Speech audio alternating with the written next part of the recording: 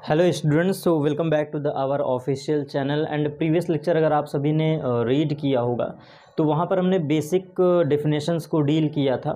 And आज का classes भी आपके लिए बहुत ही ज़्यादा इंपॉर्टेंट होने वाला है, बिकॉज आज हम बात करने वाले हैं कि इमेज क्या होती है, प्रतिबिंब क्या होता है। उसका जस्ट आगे का टॉपिक है प्रतिबिंब किसे कहते हैं। फिर फाइनली प्रतिबिंब के प्रकारों को समझेंगे, जैसे कि वास्तविक प्रतिबिंब और आभासी प्रतिबिंब। एंड फिर इसी से रिलेटेड आगे हम इमेज फॉर्मेशन का केस पढ़ेंगे, जिसको हम लोग किरण आरेख भी कहते हैं। एंड इसके बाद फिर सबसे लास्ट टॉपिक आपका रेखीय आवर्धन हम लोग डील करेंगे। तो प्रतिबिंब है क्या, व्हाट इज इमेज। अगर हम एक फास्ट समरी आपको प्रीवियस अपने क्लास के टॉपिक का दें, तो शुरू से लेके आज तक हमने जो एक ऑर्डर में पढ़ा है उसको जरूर सुन लीजिएगा, ध्यान दीजिएगा। सबसे पहले हमने लाइट के बारे में पढ़ा था, फिर हिस्टोरिकल व्यू ऑफ लाइट समझा था, फिर डेफिनेशन ऑफ लाइट समझा था, प्रकाश की परिभाषा, प्रकाश की विशेषताओं को पढ़ा था, फिर जस्ट आफ्टर परावर्तन की प्रक्रिया समझे थे। फिर उसके बाद हम लोग कुछ बेसिक डेफिनेशन जैसे कि ध्रुव क्या होता है, वक्रता त्रिज्या क्या होता है, फोकस क्या होता है, मुख्य अक्ष क्या होता है, हमने ये सब टॉपिक डील किया था। एंड फाइनली इसके बाद फिर गोलीय दर्पण से रिलेटेड भी हमने टॉपिक पढ़ा था, अवतल दर्पण, उत्तल दर्पण, ये सब। इन सारे क्लासेस के बाद जो सबसे मोस्ट इंपॉर्टेंट टॉपिक आपके लिए हो जाता है वो है प्रतिबिंब का केस ऑफ इमेज। तो प्रतिबिंब है क्या, इमेज क्या होती है, जरा इसको ध्यान से समझिएगा। इमेज का मतलब क्या होता है, जिसको हम लोग प्रतिबिंब भी कहते हैं। और इमेज किसको कहते हैं, देखो इन शॉर्ट समझना।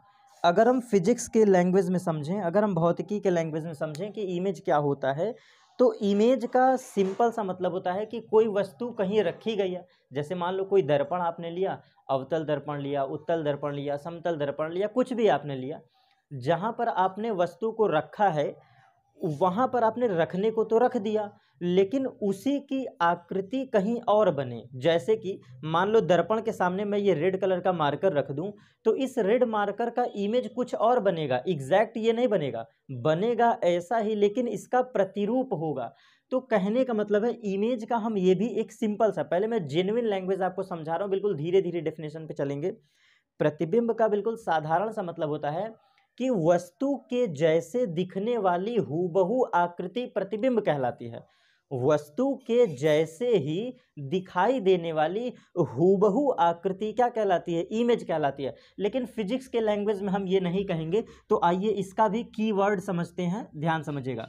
वस्तु से चलने वाली किरणें, अब देखो हमेशा किरणें तो ऑब्जेक्ट से चलेंगे, ये आप सीख चुके होंगे। वस्तु से चलने वाली किरणें, वस्तु से चलने वाली किरणें टकराने के बाद, वस्तु से चलने वाली किरणें टकराने के बाद जहां कहीं भी मिलती हैं, जैसे ऑब्जेक्ट से किरण चल रही है, अब वस्तु से किरण चल रही है, परावर्तित होने के बाद जहां भी वो मिलेगा, परावर्तित के बाद, परावर्तित होने के बाद,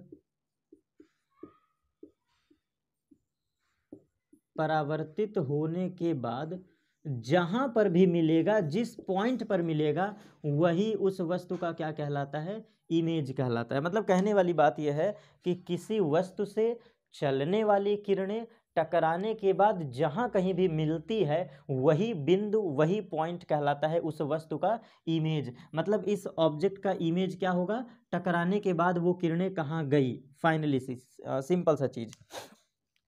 अब इसके बाद आप ये भी कह सकते हैं कि प्रतिबिंब को आप ऐसे भी परिभाषित कर सकते हैं कि किसी वस्तु से चलने वाली समांतर किरणें, किसी वस्तु से चलने वाली समांतर किरणें परावर्तन के बाद, टकराने के बाद जहां कहीं भी वास्तविक रूप से या आभासी रूप से मिलती हैं, उस बिंदु को वस्तु का प्रतिबिंब कहते हैं। इन शॉर्ट हमेशा याद रखिएगा, इन शॉर्ट हमेशा याद रखिएगा, 3 प्रोसेस होगा जिसको मैं कीवर्ड में समझाने की कोशिश कर रहा हूँ, कीवर्ड में। बाकी इमेज फॉर्मेशन में और डिटेल में समझेंगे। कीवर्ड यह है कि सबसे पहला मस्ट कंडीशन है, इसको लिख लो, मैं ट्रिकी वे में पढ़ा रहा हूँ, कुछ ट्रिक भी होते हैं फिजिक्स में।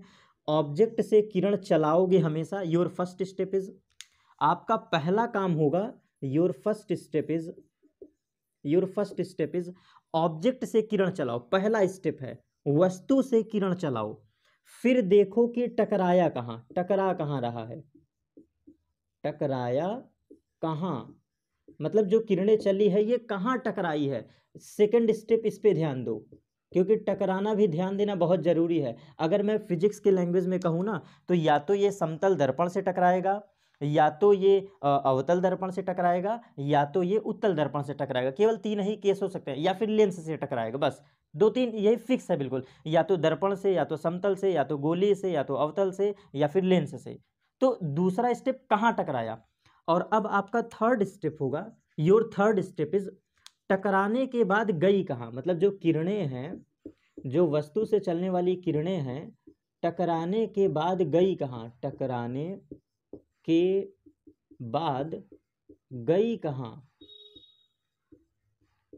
गई कहाँ। ये तीसरा आपको स्टेप ध्यान देना है, और यही आपका थर्ड स्टेप होगा, इमेज। यही थर्ड स्टेप आपका क्या कहलाएगा, इस ऑब्जेक्ट का इमेज। बस यही कीवर्ड आप याद रखो। वस्तु से किरण चली, टकराई कहाँ, टकराने के बाद गई कहाँ, वही वस्तु आप वस्तु का प्रतिबिंब कहलाता है। अब फाइनली इमेज का मतलब लगभग लगभग हमने समझ लिया कि किसी प्रकाश स्रोत से चलने वाली किरणें टकराने के बाद जहाँ कहीं भी मिलेगी, वही पॉइंट आपका क्या कहलाएगा, इमेज कहलाएगा, इमेज कहलाएगा। अब प्रतिबिंब हमारी दो प्रकार की होती है, एक होती है वास्तविक, एक होती है आभासी। एक वास्तविक प्रतिबिंब बनता है, एक आभासी प्रतिबिंब बनता है। इन शॉर्ट आप समझिएगा कि वास्तविक प्रतिबिंब वो प्रतिबिंब होता है जिसको हम अपनी आंखों से देख पाते हैं। प्रतिबिंब दो प्रकार का होता है, लिख लीजिएगा। एक तरफ वास्तविक, रियल इमेज,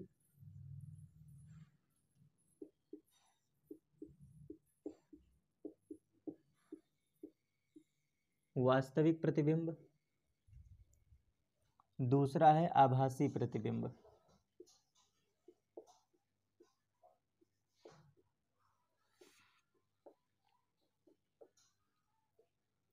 आभासी प्रतिबिंब, ठीक है। एक वास्तविक प्रतिबिंब, एक आभासी प्रतिबिंब। इसको कहते हैं वर्चुअल इमेज,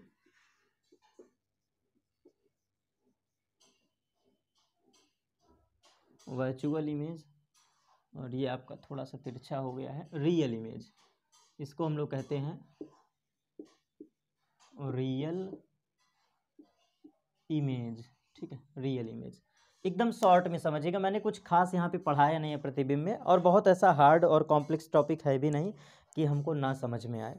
बिल्कुल इन शॉर्ट आप ऐसे समझिए कि वस्तु से चलने वाली किरणें यदि वास्तविक रूप से किसी बिंदु पे मिलती है तो उस बिंदु को वस्तु का वास्तविक प्रतिबिंब कहेंगे, और अगर आभासी रूप से मिलती है तो उसको आभासी प्रतिबिंब कहेंगे। एकदम इन शॉर्ट समझिएगा। चलो मैं पूरा पूरा लिख दे रहा हूं। किसी वस्तु से चलने वाली किरणें, किसी वस्तु से चलने वाली किरणें टकराने के बाद, किसी वस्तु से चलने वाली किरणें टकराने के बाद वास्तविक रूप से, किसी वस्तु से चलने वाली किरणें टकराने के बाद वास्तविक रूप से जिस बिंदु पर मिलती हैं, वास्तविक रूप से जिस बिंदु पर मिलती हैं, वास्तविक रूप से जिस बिंदु पर मिलती हैं उसे क्या कहते हैं, वस्तु का वास्तविक प्रतिबिंब होता है। उसे वस्तु का वास्तविक प्रतिबिंब कहते हैं।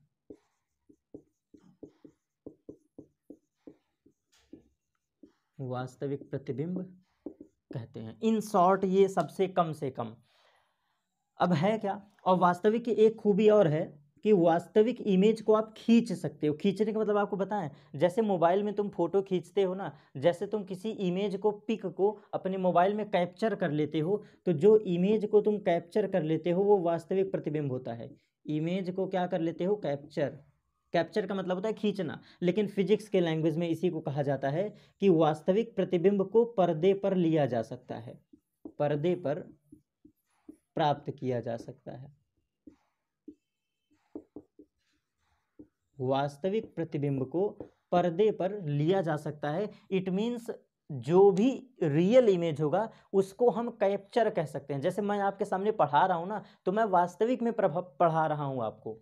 आपको मेरी इमेज कैप्चर हुई दिखाई दे रही है, मतलब मैं वास्तविक प्रतिबिंब हूँ। आप मुझे पर्दे पर प्राप्त कर सकते हो। जैसे आप स्क्रीनशॉट ले लो यूट्यूब पर तो मेरी फ़ोटो खिंच जाएगी, उसको जाओ दुकान पर आप निकलवा लो तो मेरी फ़ोटो निकल गई। तो यही होता है वास्तविक प्रतिबिंब, मतलब ऐसा फ़ोटो, ऐसा इमेज जिसको हम पर्दे पर दिखा सकें, वास्तविक प्रतिबिंब वही कहलाता है। अब आइए आभासी प्रतिबिंब को समझते हैं। ये 2 पॉइंट जरूर याद रखिएगा, मस्ट है, इसके अलावा मत पढ़िए, इससे ज़्यादा पढ़ने की आवश्यकता नहीं है। आभासी प्रतिबिंब देखो क्या होता है, एकदम शॉर्ट यहीं से, किसी वस्तु से चलने वाली किरणें टकराने के बाद आभासी रूप से, सारा लैंग्वेज सेम रहेगा। अब आप वहीं से कॉपी कर लीजिए उस डेफिनेशन से यहाँ पे, तो आप इन शॉर्ट कहेंगे कि वस्तु से चलने वाली किरणें, वस्तु से चलने वाली किरणें टकराने के बाद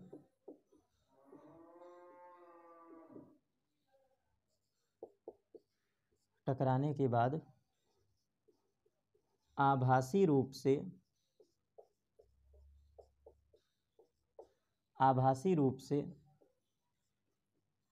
जिस बिंदु पर मिलती हैं, आभासी रूप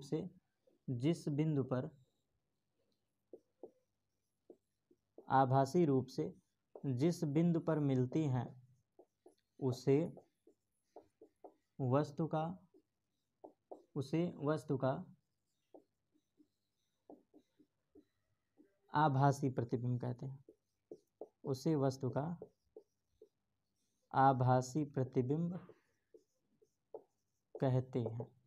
मतलब ओवरऑल एकदम इन शॉर्ट में अभी अगर इस बात को समझना चाहें तो ये इस बात को कह रहा है कि किसी ऑब्जेक्ट से किरणें तो चलेंगी नो डाउट, लेकिन टकराने के बाद किसी आभासी पॉइंट पर मिलेगा, मतलब उसको हम देख नहीं सकते।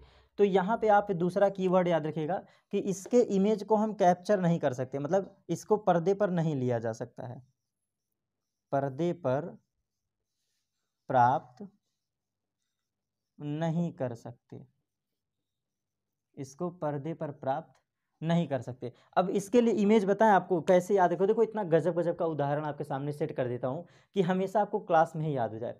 कोई भी तुम वीडियो देखते हो, कोई भी इमेज देखते हो, कोई भी इमेज आप देखते हो पढ़ते समय, लिखते समय, किसी कॉपी में, किताब में या रियल में, तो आपकी जो वो इमेज है वो तुम देख लेते हो ना, तुम्हारे दिमाग में छप जाता है। लेकिन तुम ऐसे सोचो कि तुम इलाहाबाद में बैठे हो, लेकिन ताजमहल के बारे में सोचो। जैसे मान लो तुम इलाहाबाद में बैठे हो और हम ताजमहल के बारे में सोचें, तो हमारे सामने वो वास्तविक रूप से तो नहीं न है, लेकिन उसके बारे में हम जो कल्पना कर रहे हैं, जो हम इमेजिनेशन करते हैं कि सफ़ेद सफ़ेद पत्थर होगा, फिर उसके बाद वो कुछ क्या कहते हैं गुंबद के आकार का शेप होगा, उसके सामने नदी होगी, नदी के बगल में कुछ पेड़ लगे होंगे, ऐसे इमेजिनेशन जो करते हो वही इमेजिनेशन कहलाता है आभासी प्रतिबिंब। इन शॉर्ट में उसी इमेजिनेशन को हम लोग कहते हैं आभासी प्रतिबिंब। तो अगर किसी वस्तु को हम प्राप्त कर सकते हैं, जैसे तुमने स्क्रीनशॉट ले लिया तो मेरी इमेज आपके पास छप गई, तो ये है वास्तविक प्रतिबिंब, क्योंकि मैं पढ़ा भी रहा हूँ, वास्तविक में पढ़ा रहा हूँ। लेकिन जिसके बारे में आप इमेजिनेशन करते हो, कल्पना करते हो, जिसके बारे में सोच रहे हो, दूरदर्शिता करते हो, वो चीज़ आपकी होती है आभासी प्रतिबिंब। इतना पॉइंट क्लियर। अब फाइनली इसके बाद अब लास्ट केस हम पढ़ने जा रहे हैं इमेज फॉर्मेशन के बारे में, और इमेज फॉर्मेशन का जो केस स्टडी है उसको एज अ ट्रिकी वे में हम समझेंगे। इमेज फॉर्मेशन का जो केस स्टडी है इसको ट्रिकी वे में समझेंगे। बाकी एक स्पेशल अलग से वीडियो प्रोवाइड करेंगे जो लगभग 1.5 से 2 घंटे का होगा। उसको कहते हैं किरण आरेख से संबंधित कुछ तथ्य या फिर कुछ प्रतिबिंब। और इन शॉर्ट चलिए समझ लेते हैं ओवरऑल। अब हम समझने जा रहे हैं इमेज फॉर्मेशन। अब हम समझने जा रहे हैं इमेज फॉर्मेशन कि प्रतिबिंब बनता कैसे है, इमेज फॉर्मेशन के बारे में। सबसे पहला केस लाइफ टाइम के लिए याद रख लीजिएगा कि जो समतल मिरर दर्पण होता है, प्लेन मिरर जो होता है, समतल दर्पण की सबसे बड़ी खूबी होती है, मान लीजिए ये मैंने समतल दर्पण ले लिया, समतल दर्पण, इसके सामने हमने यहाँ पे रख दिया वस्तु, कोई भी ऑब्जेक्ट आप रख दो, कोई भी ऑब्जेक्ट में कुछ भी रख दो, कोई पर्सन रख दो, पेड़ पौधा, बाइक, ट्रेन, पेन, कोई पौधा हो गया, कोई कार हो गया, कोई बस हो गया, कुछ भी रख लो ऑब्जेक्ट में, कुछ भी। तो समतल दर्पण की सबसे बड़ी खूबी होती है, यहाँ तक कि चलो मैं एक आदमी भी बना दे रहा हूँ, ये देखो छोटा सा मैंने आदमी बना दिया, ये आदमी दर्पण के सामने खड़ा है। तो समतल दर्पण की सबसे बड़ी खूबी होती है जितने दूर पर वस्तु रखेंगे उतने ही दूरी पर इमेज बनेगा, उतने ही दूरी पर इमेज बनेगा। जैसे वस्तु इतना दूर है तो इमेज भी इतना दूर बनेगा। इसको लिख लीजिएगा, अगर x दूरी पर वस्तु है, माना x दूरी पर वस्तु है, तो प्रतिबिंब भी x ही दूरी पर बनेगा, इमेज भी x दूरी पर। तो आप जवाब ये दोगे कि जितने दूर पर वस्तु रखा होगा उतने ही दूर पर प्रतिबिंब बनेगा। वस्तु जितना दूर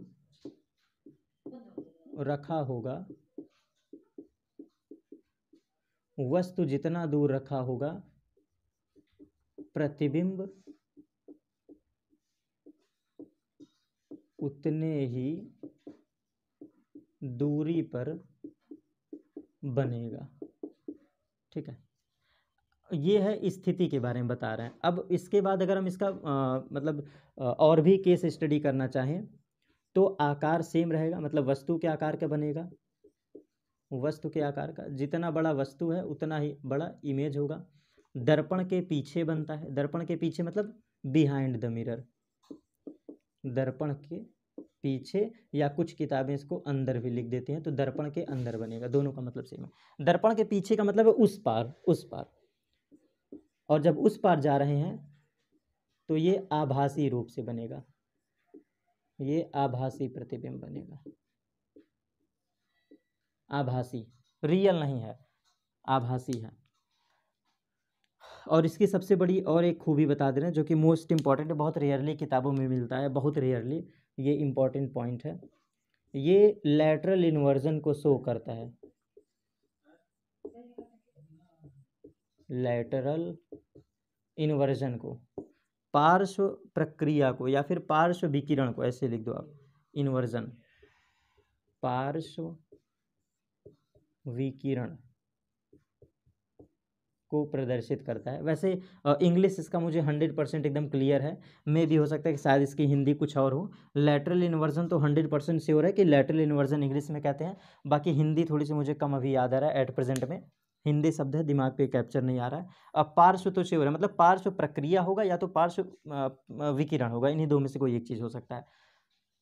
इसका क्या मतलब होता है, आपने कभी गौर किया होगा जब हम शीशे के सामने खड़े होते हैं तो जब हम अपने राइट हैंड को मूव कराते हैं तो ऐसा हमें मतलब लगता है कि हमारा बायां हाथ मूव कर रहा है। अभी जाकर के चेक कर लीजिएगा, किसी भी शीशे के सामने आप खड़े होइए और अपना जब आप दायां हाथ मूव करेंगे तो ऐसा आपको लगेगा कि हमारा बायां हाथ मूव हो रहा है, और जब आप बायां हाथ मूव करोगे तो लगेगा कि दायां हाथ मूव हो रहा है। इस प्रक्रिया को ही कहते हैं लैटरल इन्वर्जन। ये जो प्रोसेस होता है ना, इसी को कहते हैं लैटरल इन्वर्जन। और बाकी लैटरल इन्वर्जन का फिजिक्स के वे में ये मतलब होता है कि अगर मैं अपने दाएं हाथ का प्रतिबिंब लूं तो ये जा करके मेरे बाएं हाथ पे कैप्चर हो जाएगा, ये देखो, इसी को कहते हैं लैटरल इन्वर्जन। ये मेरा हाथ है, अगर इसको हम 180 डिग्री रोटेट करें तो 180 डिग्री जब रोटेट करेंगे तो देखो मेरे दूसरे हाथ पे ये कोलैप्स कर जा रहा है बिल्कुल अच्छे तरीके से। इस प्रक्रिया को ही कहते हैं लैटरल इन्वर्जन। कुछ ऐसे अक्षर होते हैं जिनका पार्श्व प्रक्रम देखने में दिक्कत होता है, वो अक्षर जैसे कि ए है, आप प्रतिबिंब में ए को देखो, ये लैटरल इन्वर्जन शो करता है, पता ही नहीं चलेगा कि ये वस्तु है कि प्रतिबिंब है। तो ए किस बात को रिप्रेजेंट करता है, लैटरल इन्वर्जन को। जैसे कि कैपिटल एम भी किस बात को शो करता है, लैटरल इन्वर्जन को। जैसे कि आई, और जैसे कि टी, ये सब जितने लेटर में लिख रहा हूँ ये सब लैटरल इन्वर्जन शो करता है। डब्लू भी लैटरल इन्वर्जन शो करता है, एक्स भी शो करता है।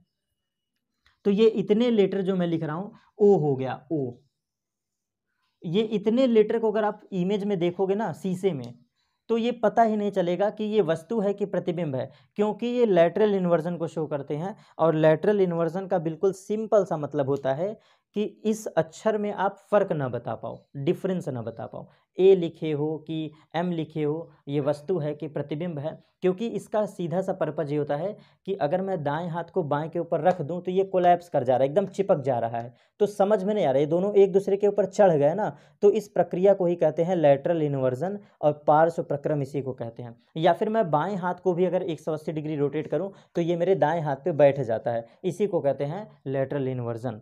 तो समतल दर्पण से संबंधित इमेज आप इतना याद रखिएगा, वस्तु जितने दूर पर होगा प्रतिबिंब उतने दूरी पर बनेगा, वस्तु के आकार का बनेगा, दर्पण के पीछे बनेगा, आभासी प्रतिबिंब बनेगा, और आभासी है तो उल्टा बनेगा, आभासी है तो उल्टा, इतना याद रखिएगा।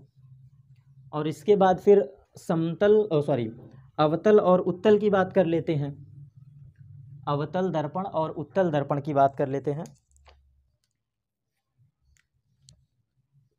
एक तरफ हम लोग लिख लेते हैं अवतल दर्पण, और अवतल दर्पण मैंने बोला तो ये आपको याद रहना चाहिए,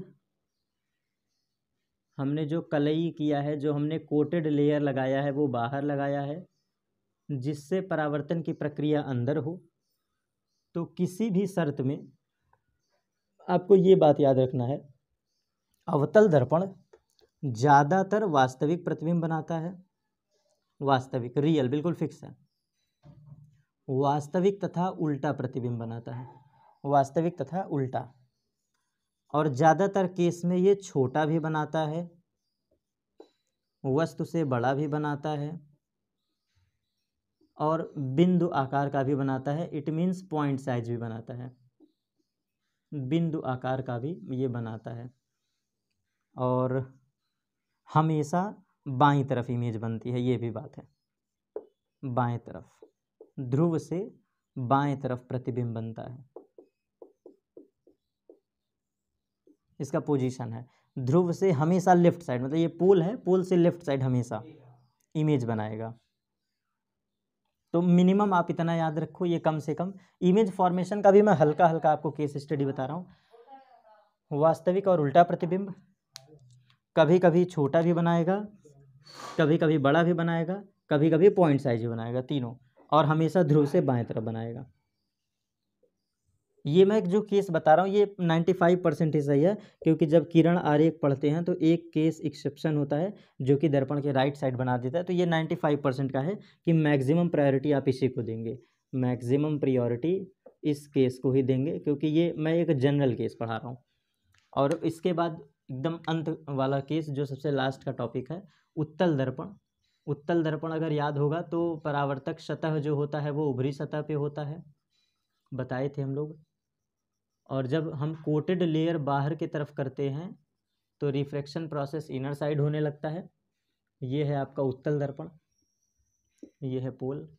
तो उत्तल दर्पण में हमेशा याद रखना कि यहाँ पे आभासी प्रतिबिंब बनता है, किसी भी केस में आभासी प्रतिबिंब बनता है, बिल्कुल फिक्स है आभासी प्रतिबिंब। आभासी प्रतिबिंब है तो कैसा बनेगा, सीधा सीधा, इट मीन्स जैसे ऑब्जेक्ट रखोगे वैसे ही, जैसे कि अगर तुमने ऊपर ऑब्जेक्ट रखा तो इमेज भी ऊपर ही बनेगा, अगर तुमने ऑब्जेक्ट नीचे रखा तो इमेज भी नीचे बनेगा, यही कहने का मतलब है। तो आभासी और सीधा का मतलब ये होता है कि अगर तुमने ऊपर रखा है ऑब्जेक्ट तो इमेज भी ऊपर बनेगा, अगर तुमने ऑब्जेक्ट नीचे रखा है तो इमेज भी नीचे बनेगा, ये मतलब होता है आभासी और सीधा प्रतिबिंब का, और इसका स्थिति फिक्स होता है। उत्तल दर्पण के केस में प्रतिबिंब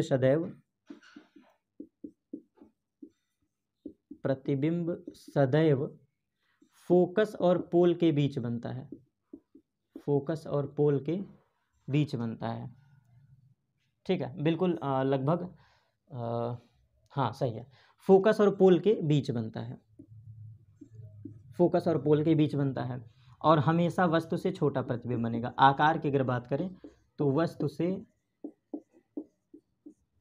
छोटा प्रतिबिंब बनता है, वस्तु से छोटा प्रतिबिंब बनता है।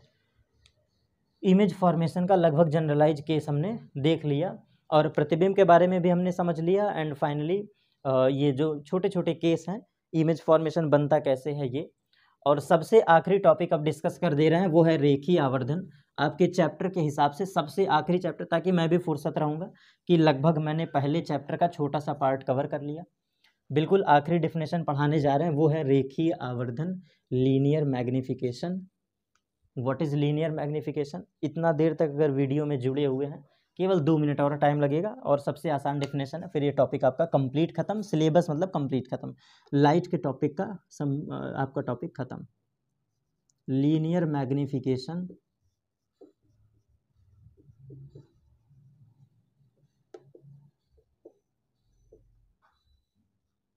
ये है आपका लीनियर मैग्निफिकेशन, और बेसिकली हिंदी में इसको कहते हैं रेखीय आवर्धन। रेखीय आवर्धन, अगर इन शॉर्ट में हम कहें तो रेखीय आवर्धन को m से प्रदर्शित करते हैं, वो भी स्मॉल m। सबसे पहले टर्म यही लिख लीजिएगा, रेखीय आवर्धन जो होता है ये एक टर्म है जो कि m से प्रदर्शित करते हैं, और जो m होता है ये एक आनुपातिक नियतांक होता है, मतलब ये रेशनल या फिर रेशियो कांस्टेंट कह सकते हैं, क्योंकि फॉर्मूला होता है m is equal to I by O. m is equal to I by O, जहाँ पर I इस बात को बताता है प्रतिबिंब की ऊंचाई, प्रतिबिंब कितना बड़ा है, प्रतिबिंब की ऊंचाई को बताता है, ऊंचाई कि प्रतिबिंब कितना बड़ा बना है, और ये है वस्तु की ऊंचाई, वस्तु की ऊंचाई। तो डेफिनेशन भी आपका बन के तैयार हो गया। क्या है डेफिनेशन? प्रतिबिंब की लंबाई तथा वस्तु की लंबाई के अनुपात को रेखीय आवर्धन कहते हैं। तो ऊंचाई की जगह आप लंबाई भी बोल सकते हैं, क्योंकि हाइट ऑफ इमेज होता है। अगर इंग्लिश का कॉन्सेप्ट हम लेना चाहें तो सबसे आसान है हाइट ऑफ इमेज। ये जो आई है, आई को हम लोग इंग्लिश में कहते हैं height of image, height of image, and इस ओ को हम लोग कहते हैं height of object, height of object. बहुत ही जनरल केस बता रहा हूँ, एकदम आराम आराम से। रेखीय आवर्धन की परिभाषा सिर्फ इतना है, प्रतिबिंब की लंबाई तथा वस्तु की लंबाई के अनुपात को रेखीय आवर्धन कहते हैं, बस इतना ही। आपसे डेफिनेशन भी कोई पूछे तो what is the definition of linear magnification, तो आप सिंपली बोलेंगे it is a ratio of height of image and height of object. Simply it is define as small m। इसका कोई यूनिट नहीं होता, इसका कोई मात्रक नहीं है। सर कैसे? देखो, लंबाई का मात्रक मीटर, और नीचे भी लंबाई है तो लंबाई का मात्रक मीटर, मीटर मीटर कट गया, तो इसीलिए कहा जाता है रेखीय आवर्धन का कोई मात्रक नहीं होता, कोई मात्रक नहीं होता, इसका कोई मात्रक नहीं है। और ऐसे राशियों को कहते हैं tensor quantity, tensor quantity, tensor quantity, tensor राशियाँ, ऐसे राशियों को कहते हैं टेंसर राशियाँ। जिनका कोई मात्रक नहीं होता है उन्हें टेंसर राशियाँ कहते हैं। तो हो सकता है कि रेखीय आवर्धन में ये पूछ ले। और बाई फार्मूला, बाई न्यूमेरिकल, एक पॉइंट ये लिख लीजिएगा, by numerical m is equal to I by O and is equal to minus of v by u। ये टर्म आपको याद रखना है, ये फॉर्मूला है। हमेशा एग्जाम में इसको लिख के आइएगा, एग्जाम में हमेशा लिख के आइएगा, एग्जाम पॉइंट ऑफ व्यू।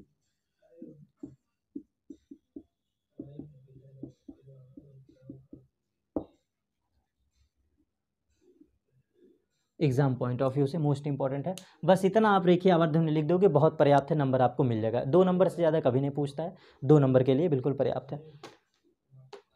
अब हमारी तरफ से ये क्लास पूरी तरह से पूर्णतः कंप्लीट हो चुका है, क्योंकि इमेज फॉर्मेशन का केस हम बिल्कुल लास्ट में पढ़ेंगे, और उम्मीद करूंगा कि जल्द ही वो वीडियो भी आपको प्रोवाइड कर दिया जाए। बाकी नेक्स्ट क्लास पे हम लोग अब जो डील करने वाले हैं रिफ्रैक्शन के बारे में स्टडी करेंगे, अपवर्तन क्या होता है, यहाँ से अपनी पढ़ाई को स्टार्ट करेंगे।